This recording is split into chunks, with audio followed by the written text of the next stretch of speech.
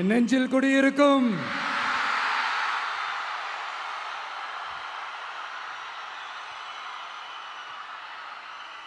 தமிழக மக்கள் உங்கள் அனைவருக்கும் என்னுடைய வணக்கமும் என்னுடைய நன்றிகளும்.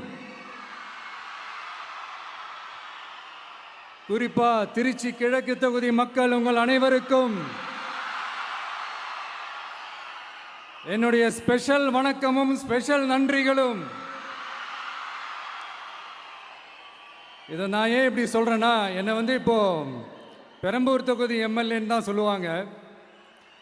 பட் ஆனால் அது எலெக்ஷன் கமிஷனோட அந்த சட்ட விதிகளுக்கு மட்டும்தான் அப்படி.